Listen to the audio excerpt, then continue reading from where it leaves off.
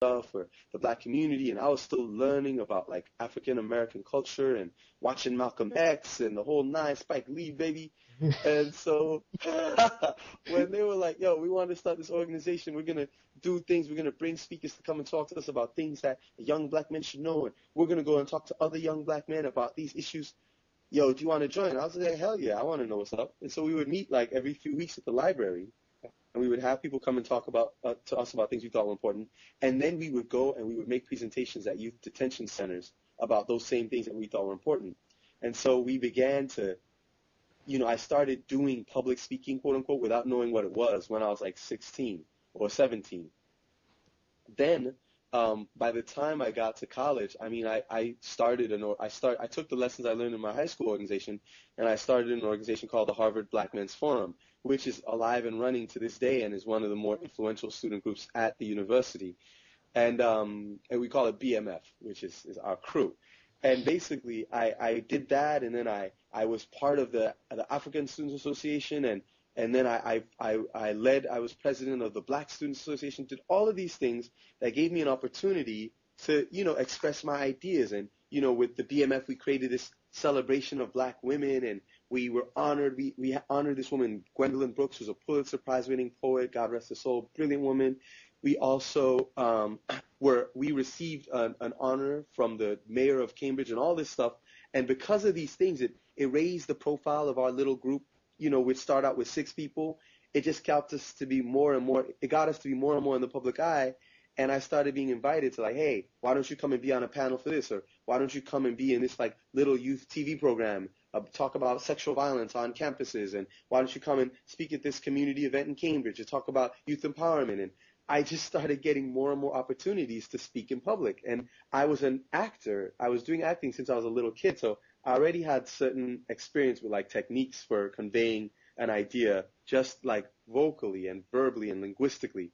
But I started learning more. And then I was in class with like, Cornel West and Henry Louis Gates and all these incredible people who had this powerful gifts of language. And I started copying them and learning and watching what they were doing. So by the time I got to be a senior in in college, I was being invited to give lectures at other universities. I'd been on like local TV programs and things like that. The year that I graduated, I was invited to give a talk in Trinidad, and they flew me out, and I gave a talk for like real people, like adults, as well as did a workshop for youth. And I was on television, and I was on the radio, and nationwide, the whole nine. And it's like, I got to the point where someone invited me once. I did a production for the people who did Eyes on the Prize. I narrated a documentary about African freedom struggles called Hopes on the Horizon. And basically, the woman, the producer, Judy Richardson, asked if I would like to do professional speaking. I was like, well, what do you mean? She's like, oh, I've got an agent. You should meet them. And, they can get you paid to do speeches. And I was like, oh, well, I'll speak for free. I do it all the time. And she was like, nah, homie. You don't get it, player. So she introduced me to her agency, and I had already a resume of speaking in so many places. And they were wondering, what would it be like to have someone who is a college age speaking to college students? And they set me up on like 1 or 2 engagements, and it just blew up from there because there were not many people doing that. And that was my introduction to public speaking. So you speak mainly to college students? Well, not anymore. At this juncture, I do a lot of stuff. I mean, this year I gave a presentation in January for the United Nations, this thing that I call the Alliance of Civilizations in Madrid. In February, I did a speech for a major Fortune 500 firm in Toronto. Then in March, I did another one that was for an organization started by Deepak Chopra called the Alliance for the New Humanity. Meanwhile, I did a partner for a panel for another major technology firm. I did a thing for this firm doing marketing for some other large technology firms.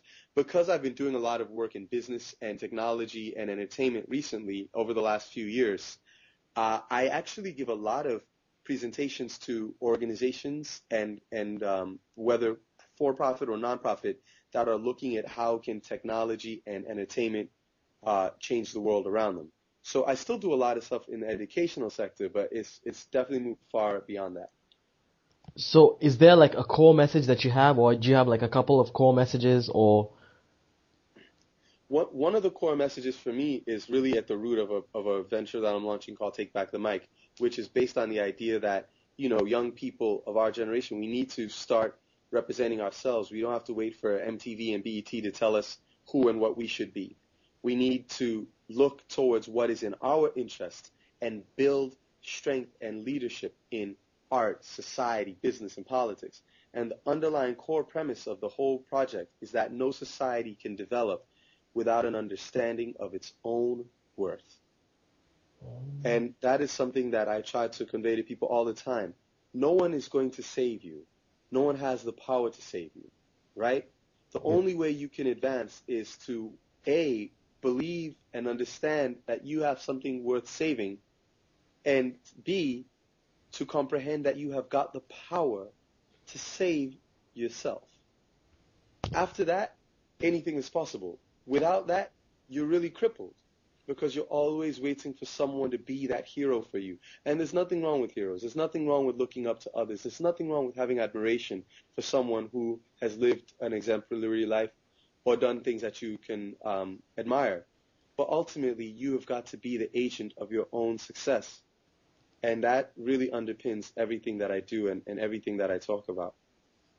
So what do you think is like the intrinsic value that a place like Africa has, or does it vary from place to place and person to person?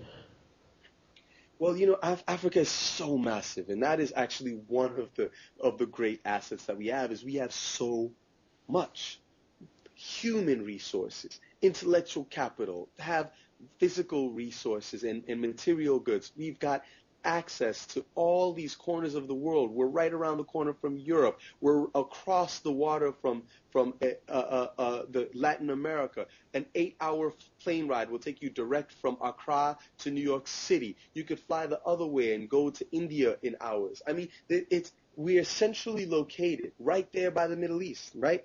We're centrally located, and we've had so much influence from so many different cultures that you hear a language like Swahili is drawing from indigenous tongues as well as from Arab tongue, and it's created something that is now in an entire region, not just a country, but it's literally a Pan-African dialect, if only for East Africa.